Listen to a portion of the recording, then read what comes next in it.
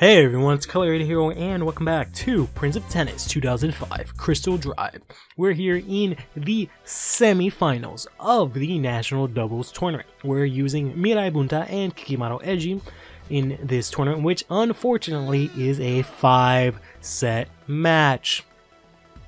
So what I've decided to do for this time around is that I'm going to end up pretending that it's a 3-set match, and I'm just going to play best of 3, and then I'm going to cut to the end of that afterwards. So far, we've been doing so good. Here we're actually taking on a rather interesting team. This is the team of Momo and Takamura. Taka. I just say Taka just because whenever I think Takamura, I think of Hajime no Ippo.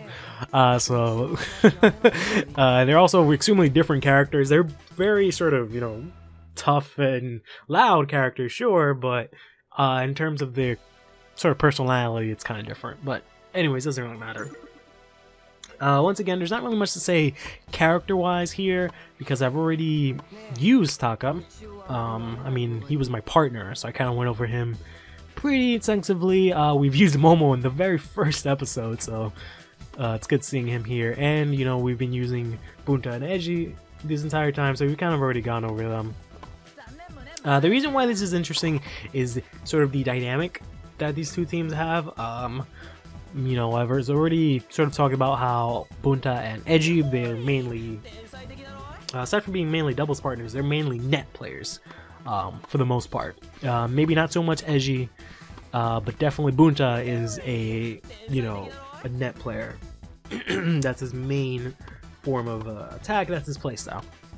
Whereas we have here Momo and Taka, whose sort of style is kind of the opposite. In a sense, they're more offensive baseliners because they have that power. So they would be aggressive baseliner. I mean, in the game, or sorry, in the series, they probably don't say as a baseline as much as they probably should. That's just because the anime is the anime, or the series is the series. But that's aside from the point. So it's interesting to have 2 power players versus 2 net players to see which one of these two would win. It's not the same as if it were 2... They're kind of both similar. It's not so much the strongest sword versus the strongest shield, but more of the strongest sword versus the strongest, spear, maybe? Or, I don't know, for whatever reason, swords lose out to spears, so maybe that's not the best analogy. But basically, they're both very offensive styles, so we're gonna see which one of those two is actually gonna end up winning. I think if I had to sort of consider it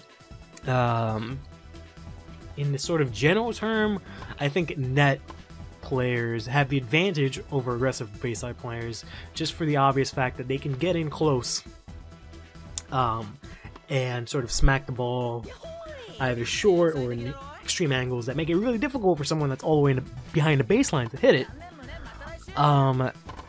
So it's, in the general choice, I think net players have that advantage. Of course, it's up to the aggressive baseline player to actually stop them from doing that by making sure that, their balls are extremely extremely deep and extremely hard and fast, so that the net player doesn't have the sort of the chance, basically, to get a chance ball and sort of come up to the net.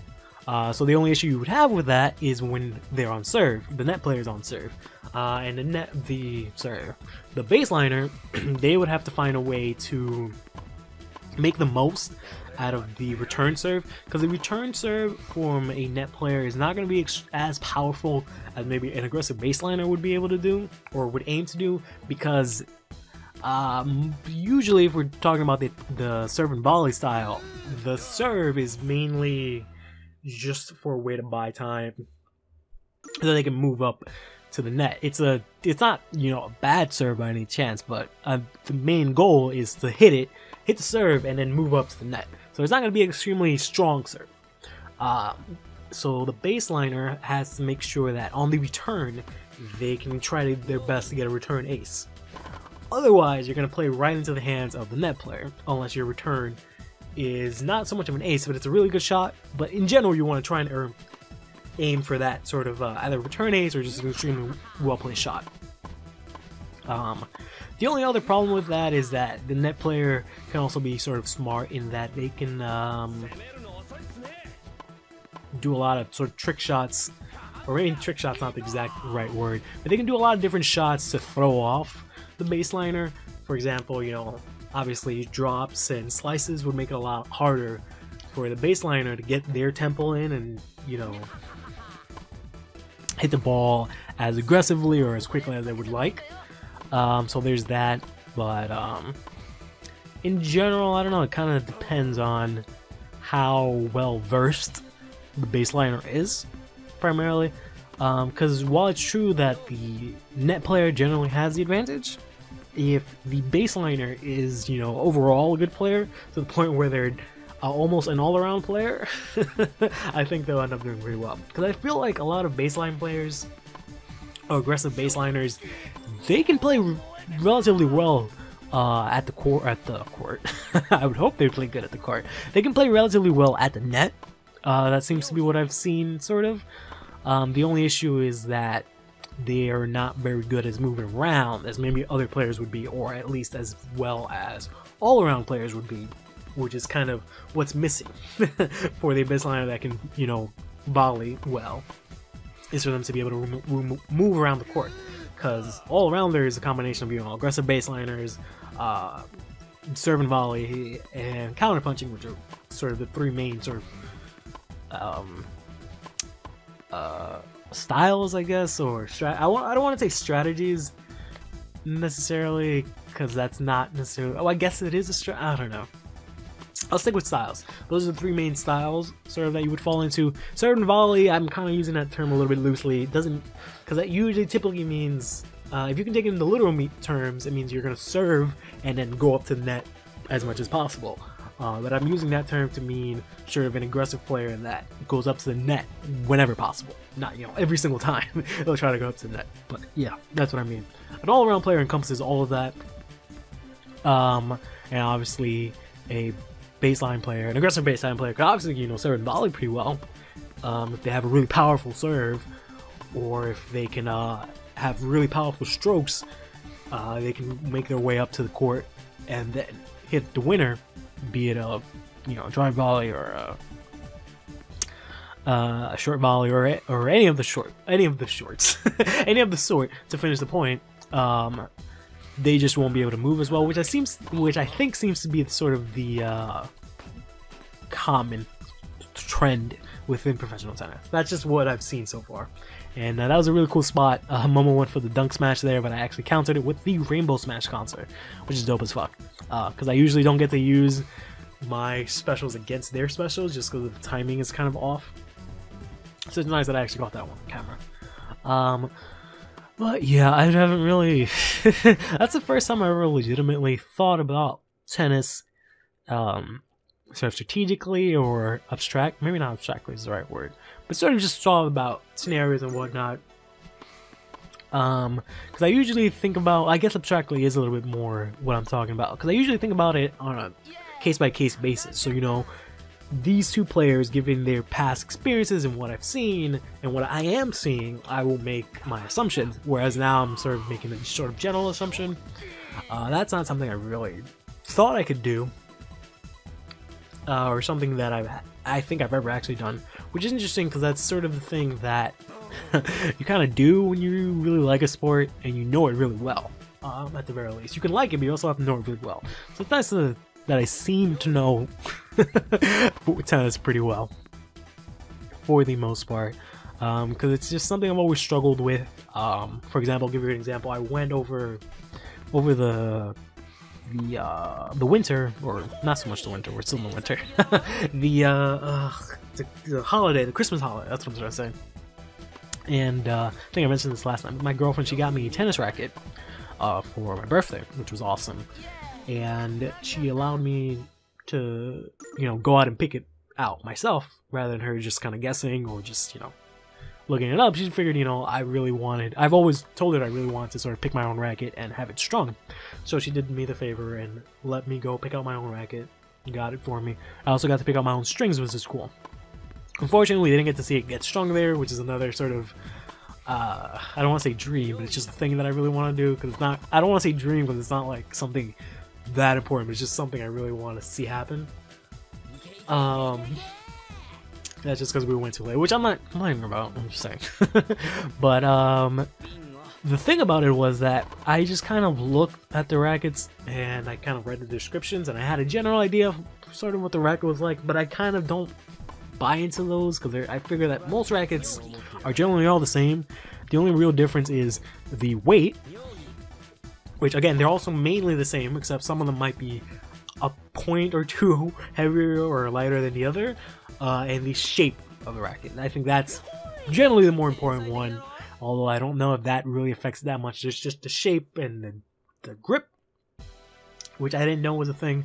The grip of the racket, minus the, you know, the like rubbery grip that you put on to help you grip, just the normal base grip of the racket. I didn't know that that was a thing that can be changed, just because well, actually before that, Momo just used a double special, which I didn't get to use before, obviously because I didn't use them in doubles, but it actually removes everything from everyone.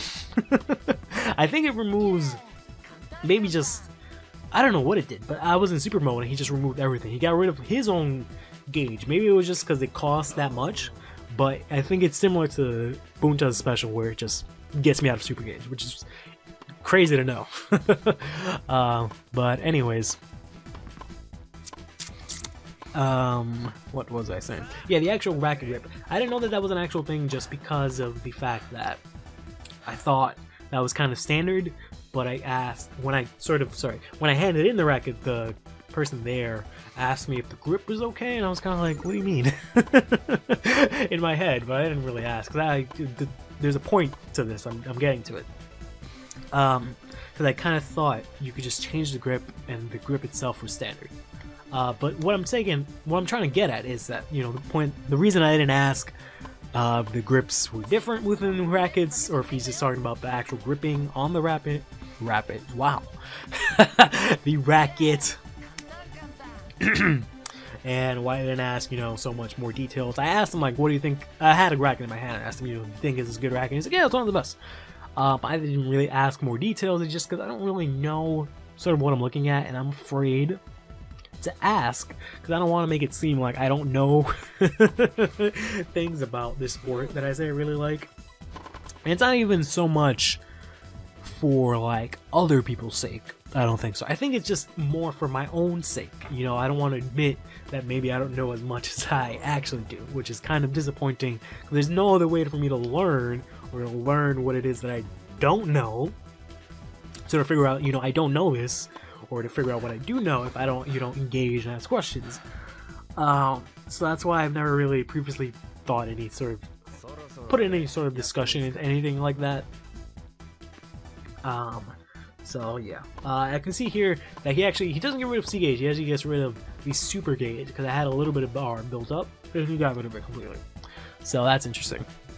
But yeah, the whole reason why I'm bringing that whole thing up is because I had thought maybe I can take the route that a lot of people do when they enjoy sport, but they can't really play it professionally.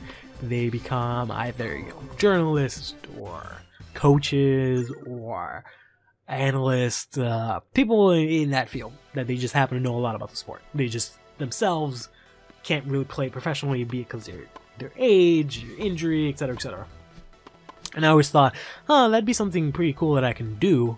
I mean, aside from the fact that I don't really keep too up to date with professional tennis, aside from the US Open, due to the fact that I don't really have a TV and all that kind of stuff, it'd be a really interesting sort of field to consider. But I never really thought of anything sort of critical when it comes to tennis, aside from like sort of the base thoughts that I have of, you know, like I've said before, case by case, given these players and given their experience and given what I'm actually currently seeing, because usually just from what I've seen in that game, I'll make assumptions about how the game is going to go out. So I don't know. It's also, I guess, something that would come to me with experience in terms of doing that, and obviously I'm not going to have the experience of doing that if I haven't even started doing that. So there's that. But anyways, we've been playing pretty well. the good thing about this matchup is that my opponents are actually not very fast. Momo is decent in terms of court coverage, but Taka is extremely slow. So being really aggressive on the serve, or just being real aggressive in general, is to my advantage. Just because they're not really able to keep up too well. So I'm playing extremely aggressively, and I'm also trying my best to cut as many low balls as possible. And also, one of their sort of main advantages would be their power in their smashes, but I can also counter that with my rainbow smash counter. So there's not really a lot that they can do aside from smack the ball extremely fast. But you can see here, in general, I should have had the advantage against Momo, but he kind of had that one over me because I missed the swing. Actual tennis, I wouldn't have hit it to Momo so many times in a row. I would have actually hit it off, you know, to the other side. It's just, these tennis games are kind of weird when you go in terms of aiming. When you swing your racket and you aim at a certain direction, sometimes it'll go that way, other times it'll kind of go not that way. It'll try to go sort of in the same direction I was going, which I guess is kind of realistic. I just never really sort of understood the physics behind it or how it really worked. But anyways, we managed to we managed to finish up the first set here. Oh, that was kind of depressing. I don't know if you guys saw Taka there, but that was really sad. Which, I mean, that's kind of realistic, or maybe not realistic, but it sort of makes sense given that if he doesn't have the racket in his hand, he's kind of like a normal calm person. So to have him lose a racket and then realize that he's lost, I'd figure that kind of Taka would be really depressed. So I guess that's fair. But yeah, in general, their main options, I guess, are Momo in the back, just because he can move around the court better, and Taka can hopefully smack some winners up in the front. But for example, in that order that they are now, they're not really doing too good of a... In this position, they'll be a lot better off, just because Momo, like I said, is a lot faster. Of course, he's still not, you know, that fast. I can't really say much, because Bunta himself isn't great either, in terms of moving around the court. It's just because I have Edgy that it's actually pretty balanced out. And the fact that I guess his like reaction time or his reflexes or whatever stat that is in this game is pretty good. It's not really that big of a deal. Well, I have not hit a single ball this rally. That really sucks. It's been all Edgy. I haven't, like, that point I didn't even bother. I was like, fuck it. That last ball. And he unfortunately hits it out, which sucks. But yeah, the reason I brought that up is just because I was considering doing that, but I was also considering doing it in this series. I was considering sort of doing, like I've talked about before, having the points displayed constantly as if it were like an actual game, and then I would also record the bottom screen and have it like in between points. You know how like in actual tennis they have the in between points, they have the players sort of kind of rest a little bit, where they, you know, get a towel and, you know, get ready to serve, and they'll show shots of like the crowd and all that random crap. I would show in the bench sometimes, and I figured there's not really much going on in the bench, so it'd be kind of weird and repetitive and kind of annoying to cut to that constantly. And I would also, I was also considering just doing it the way actual tennis is commented over, where you just have them play the point, and then you're quiet while they're playing the point, and then afterwards, when the point is done, you talk.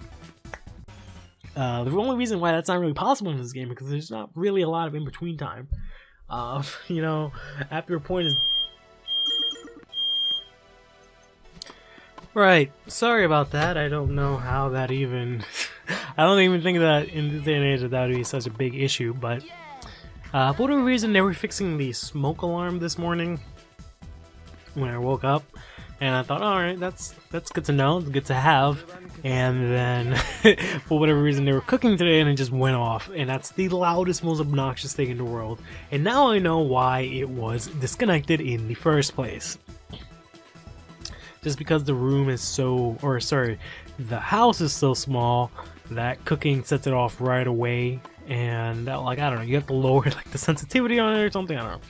It's disconnected for now. Hopefully I won't have to deal with it within the next couple of minutes, as long as this episode is. I actually took a break, got some food, Usually that's the time where I'll like flip my shit and like break stuff. Like the last time I was recording Gem Ultimate Stars, I think it was like episode 14, or would have been episode 14. And someone came and knocked on my door, and I just lost my shit and like trashed my headphones, threw it at the door. I felt really bad in hindsight after figuring out why they knocked on my door. But I just lost it just because I've been so sort of pent up and stressed out over nothing really. Because I tend, like I've discussed it before, I tend to take this a lot more seriously than I need to. Considering that this is just a hobby, something that I just do on my off time. But I still want it to be, you know, good. Try to make it as good as possible. But I gotta figure out a way to not stress myself out. Which is kind of hard to say given that, you know, this year I made a lot of strides in terms of my channel. Coming up with, you know, that schedule, being relatively consistent. Spending a good amount of money. Well, maybe not a lot of money, but spending money on my channel more than I did, you know, before. I mean, you can say before when I got like my computer and stuff, that was kind of spending money for my channel. That was the main goal, but I was also always just needed a new computer. So it wasn't so much that. But in general, yeah, I don't know, I've been trying to make an effort, but I also know, like deep down, that, you know, it's not really amounting to anywhere just because I'm not, for one, I'm not fully committed. So there's that. And then two, I also don't want to fully commit because I don't think it's going to get anywhere. So it's kind of looping around. But I don't know. I just need to go back to when it's fun and stop stressing myself out so much. Because I remember back in the day, the most fun I had was when I was recording Bomberman Hero and Space Griffin VF9. That was over the summer when I just graduated college. So I had a lot of free time. I wasn't working at the time. And I figured I might as well make use of it and, you know, recording stuff. And it was really fun because, you know, I got sort of to play a lot of games that I used to play a lot when I was younger, and they were a lot of fun. And also I was extremely consistent. Like I had a shit ton of content at that time. Like I was basically uploading like 2-3 videos a day, which was cool, but then I got burnt out as soon as started working. I dialed it back because, you know, I was working, but then, you know, a whole bunch of stuff happened, which I've talked about before, which is why I took a pretty long hiatus back then. But yeah, that was just really fun. I was just having a lot of fun playing the games and just recording it in general. Like not even just so much playing the game, just the actual act of recording and getting assets and all that. That was fun. Now it's become a lot more systematic. It's still kind of fun sometimes, but it's a little bit more stressful. It's a lot more stressful than it was before. Because like now I start a new game and I'm like, oh, I gotta make the assets, I gotta do this and that. It's just like, oh. But, you know, once I do it, it's fine. It's just the fact that I'm thinking of it more as work, because I want it to be good, is what takes away from the fun, which kind of really sucks.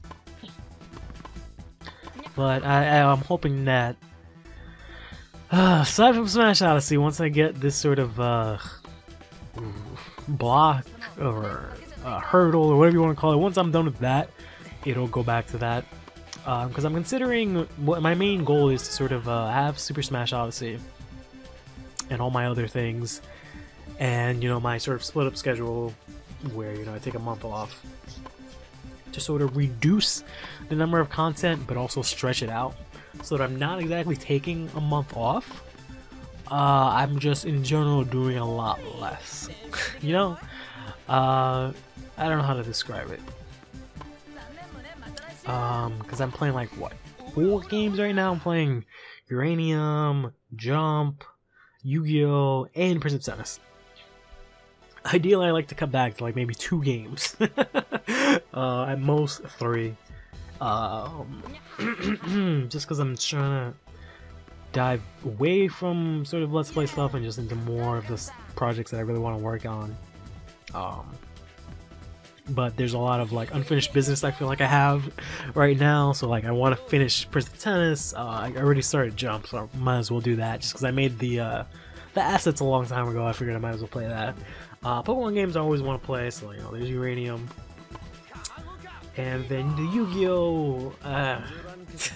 I'm not planning on playing all Yu-Gi-Oh! Games, but I do have sort of mentality of trying to play every single game of every series that I've started, and there's a whole lot of other games I'd like to play, so it's half catch up, half finishing up. It's complicated. I keep flip-flopping back and forth on these ideas constantly, just because, like, part of it is just me being like, no, this needs to happen so I can quote-unquote, you know, do well, but then the other part is like, yeah, but that's not the point. That's the constant argument that goes around in my head. And one side keeps winning over the other one, which is why, for example, now I'm being extremely consistent and whatnot, because the first side is winning. You know, I gotta do this to be successful. Later on, when I start doing stupid shit and having a lot more fun, it'll be the other side that start winning. So we'll see how that goes.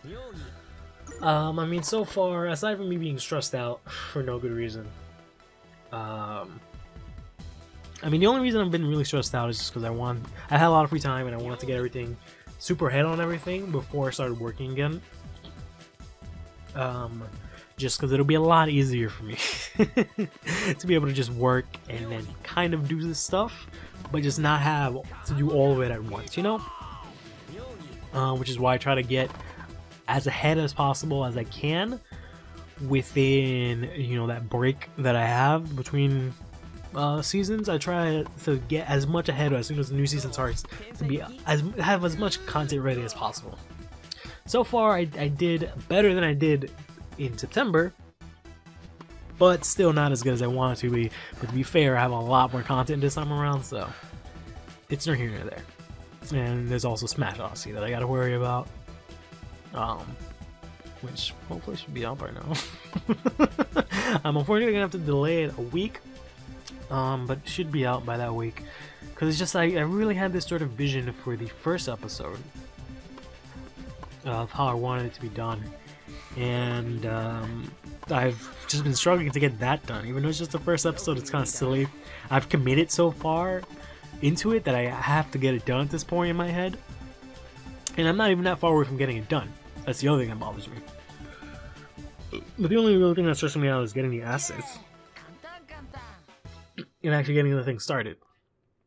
Because getting the assets, I have to, like, basically, I'll either have to sit down and kind of just do it and hope that the sort of creativity just comes to me, or I'll do that, fail miserably, get angry, and then go away and, like, think about it, you know, like I did for the thumbnail for Anxiety Warrior Orange. I just finished putting the episode together, and then I sat back, let it render, and I played Overwatch in the meantime. While playing Overwatch, I was thinking about the thumbnail, and it just organically came to me. It's like, oh, I can do this and that and this and that, and bam, done. And then I kind of did the same thing with the Uranium side card, but at the same time, in the beginning, I was kind of like, ugh, trying to do some shit, and I just got aggravated and left. So it's either that, or I'll either, you know, actually sit and think about it, and it'll come to me as I, you know, when I step away, or it'll just eventually come to me, which is disappointing, extremely, just because of, like, how time sensitive some things are, that I kind of just have to depend on the creativity to run, just happen. So yeah. I don't know. It's extremely stressing, considering that that's what I'm gonna have to deal with a lot in my field, if I ever, when not ever, if it just keeps coming out. When I become a full-time game designer, I'm gonna have to deal with that constantly. So it's just sort of disappointing to, like, know that that's, like, an actual thing. Like, this whole time I thought it was just the way I worked, that, you know, it was just that, you know, sometimes creative thoughts come and sometimes they go, and it's not always constant, so it's not reliable, basically. So I thought it was maybe just me, and then eventually things will get better, but it's like, no, that's just how it is. So it's really disappointing. And it gets me really stressed out, because I'm like, oh, this needs to get done, I need to do this, this needs to happen. But instead I sit around worrying about it, and then eventually either, you know, from the pressure, it'll just happen, or I'll get something that, you know, it's decent enough, some sort of legway, or some sort of in-between, or it'll just come to me eventually naturally. Like it's a real disappointing process. That's why I filled up this sort of thing with so many sort of Let's Plays, just because those are a lot easier, and I can sort of just do it. The only real things that I ever have to worry about are like the assets, but those are really easy to figure out. I mean, I've never really been stressed about assets aside from the sidebar for Pokemon Uranium figuring out the first time, but now that I got it and I tweaked it, unfortunately, because I wasn't happy with it the first time, it's fine. Because I usually don't go back too much on thumbnails. I just maybe have to adjust things. None of these things are really that serious, so that's what it is. As opposed to like, you know, assets for like Super Smash Odyssey, which are more part of the experience or the project. They're a lot more integral to it, as opposed to, you know, thumbnail and all that stuff. So that's why, and I just in general I want Super Smash Odyssey to be really good. I know that no matter what, when it actually drops, the first episode, I'm gonna hate it, because it's all this crazy expectations that I built up this entire time. I'm just gonna hate it so much. I'm gonna be so disappointed in myself, no matter what. Or I'm gonna really like it, and then no one's gonna watch it, because I mean, no one watches my stuff really, or at least not to the point where like I would feel satisfied. Like I appreciate people that actually do watch my stuff, but I'm obviously by no way, shape, or form a big channel or anything of the sort. So when I put a lot of work into something, if I don't get like 1 trillion likes or views the first day, I'm like, no, this is a failure. I can't believe I published this garbage, just because of the way that things are now. It's really disappointing. It's really disheartening. But hopefully I can weather through that, because the thing with Super Smash Odyssey, aside from the first episode, everything else is kind of like, I personally feel that it's something people will be really interested in, or some people will be interested in, and that I'll at least have fun with it, and that it's just something that'll organically be good content. That's what I think about it. So hopefully that's the case. I usually try to have a structure in these episodes where I kind of talk about a tennis thing or a fitness thing throughout the whole episode, but since these episodes have been so long, there's not really so much of the ability for me to talk about a single topic.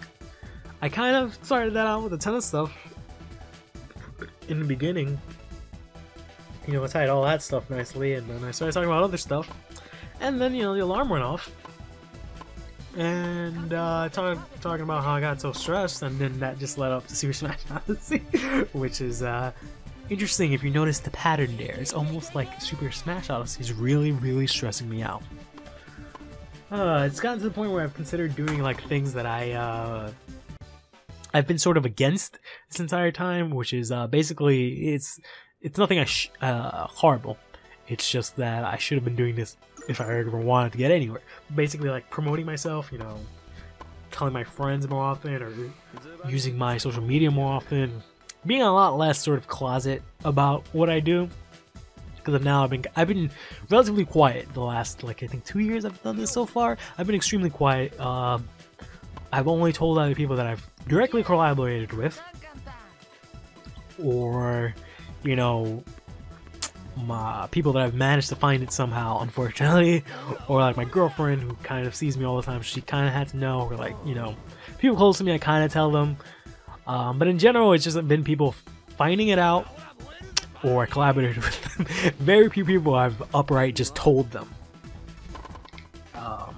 Just because of how I feel about it. Just because I don't feel sort of confident about the content that I put out, and that to the point where I would, you know, openly show people. But I'm going to try and do that with Smash Odyssey.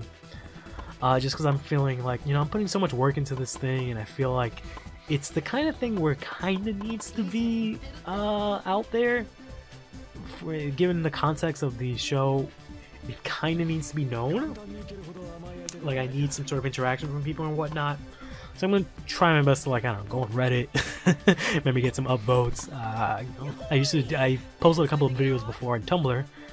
Maybe do that again. I think that's why Prince of Tennis gets a couple of views, because I used to post a bunch of videos on that.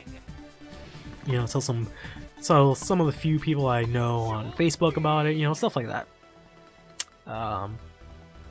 I don't really know what else there is. Oh, there's the other thing that I frown upon are like clickbait. There's no real way that I can incorporate that into Smash Odyssey.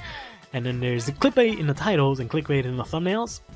Not really much that I can do for either or, given the content. There's not really availability for clickbait unless I explicitly say, you know, 5 things you need to do to win in Smash right now. But that's not really how the series works. So I'm not really going to be able to do anything like that. And that's basically it. I've frowned upon putting myself out there just because of how sort of recluse and how hidden I wanted everything to be. But yeah, with Smash Odyssey, it'll be a good thing because, you know, it'll open me up. Just expect me to be really stressed and scared the next couple of months. But thankfully we managed to end up this match. Wasn't exactly too hard. It got a bit tough in the end because they came back, but we managed to finish them off pretty easily. Across the board, we were relatively even. We used a lot more specials than they did, but for the most part, yeah, the game was pretty even. We just, like I said, think we had the clear advantage in terms of playstyle and strategy. But let's see if that'll carry over next time. Stay fresh.